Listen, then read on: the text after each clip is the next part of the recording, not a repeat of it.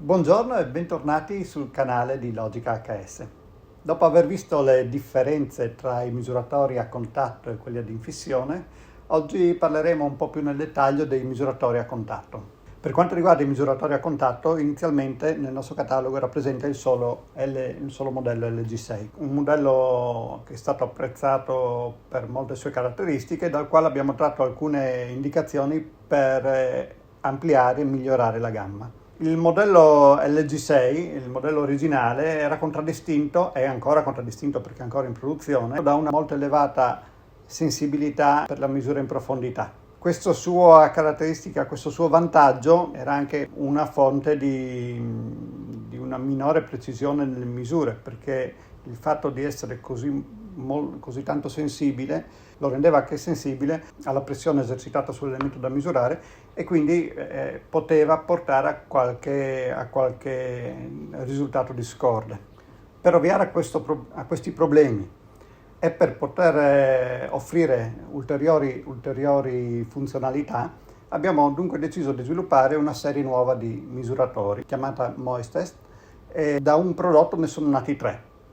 Il Moistest 30, MT30, è l'equivalente dell'LG6.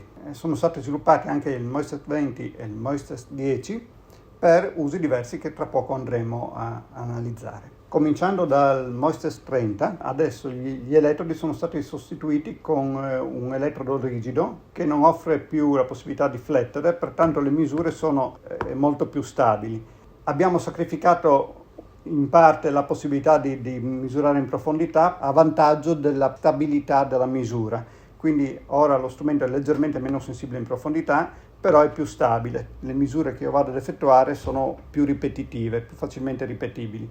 E questo a tutto vantaggio della facilità d'utilizzo, perché l'LG6 è uno strumento molto apprezzato da chi lo sa usare bene, ma nelle mani di operatori diversi potrebbe portare anche a risultati diversi, quindi bisogna avere una buona familiarità con lo strumento per conoscere qual è il modo migliore per manipolarlo, il modo migliore, la pressione giusta da esercitare.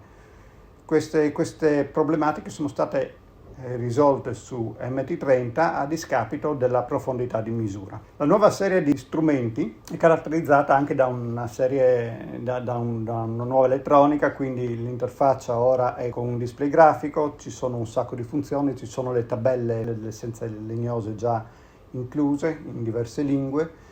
C'è la possibilità di funzioni accessorie, settare soglie, allarmi e quant'altro. Inoltre c'è la possibilità anche di collegare qualche accessorio che andremo a vedere in seguito. Se MT30 fa le veci di LG6 nella versione migliorata e aggiornata, gli altri strumenti introducono delle funzionalità prima non presenti nella nostra gamma prodotti. MT30 è indirizzato si utilizza per la misura del legno massiccio.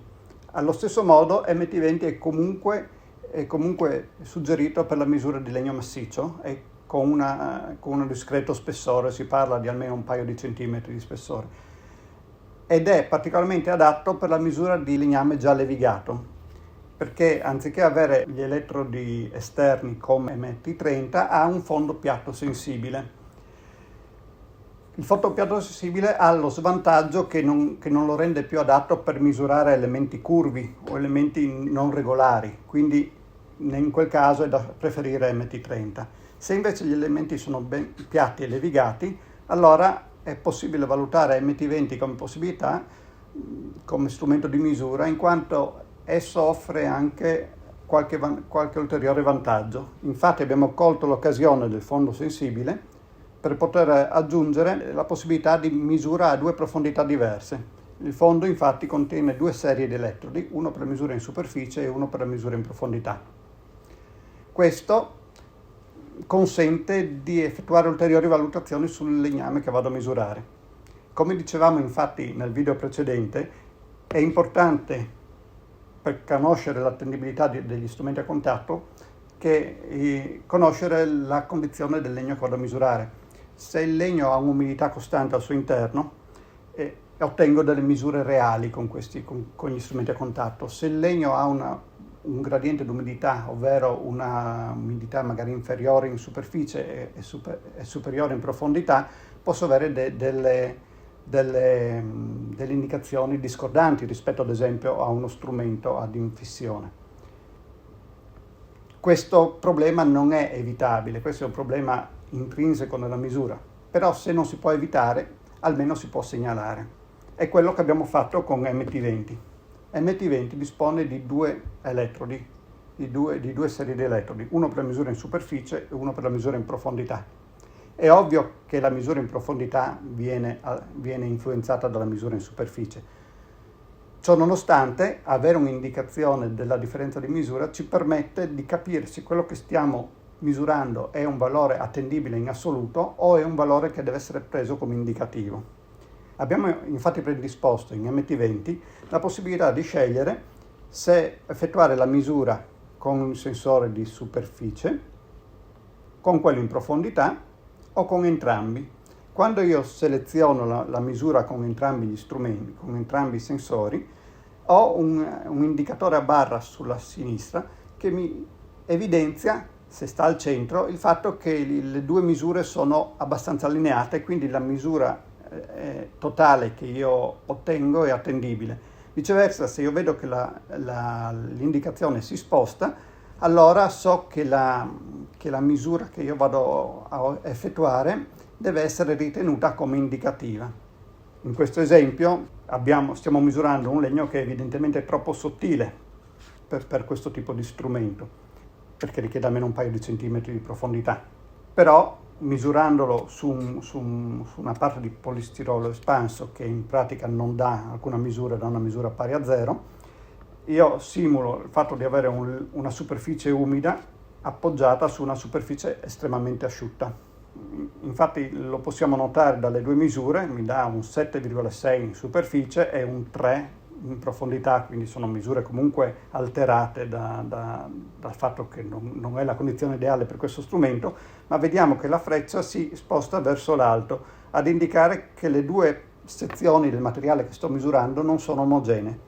Pertanto quello che io misuro devo prenderlo, posso comunque tenerlo valido come confronto tra più elementi, ma non devo tenerlo valido come valore assoluto.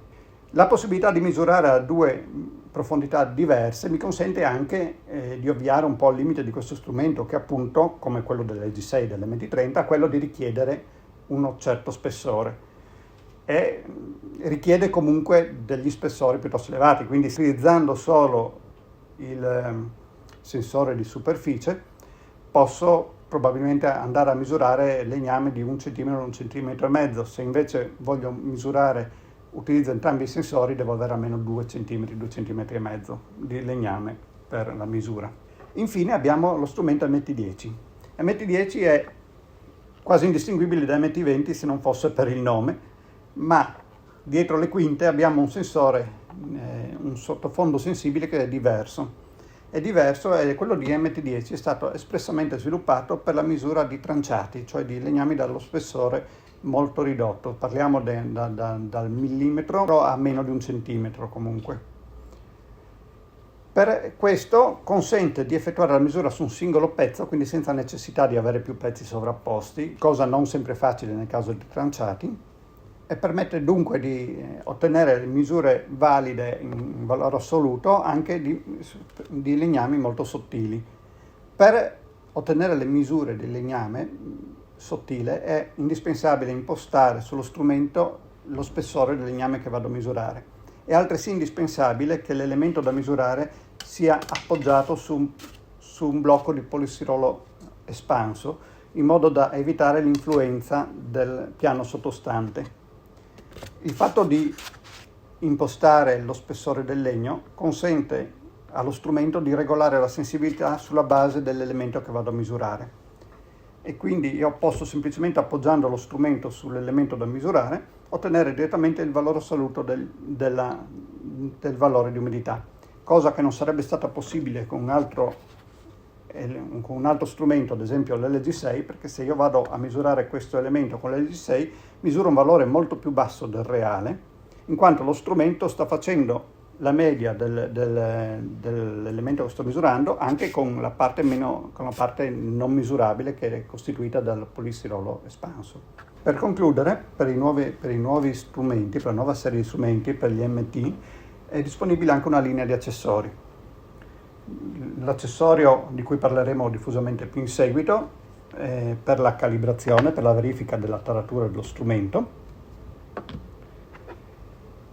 e due accessori per la misura dell'umidità ambiente, umidità e temperatura ambiente, che sono particolarmente utili in quanto consentono di indicare non solo l'umidità relativa e la temperatura, ma anche l'umidità di equilibrio, ovvero l'umidità che il legname assumerebbe se lasciato per un tempo sufficiente in quelle condizioni di temperatura ed umidità.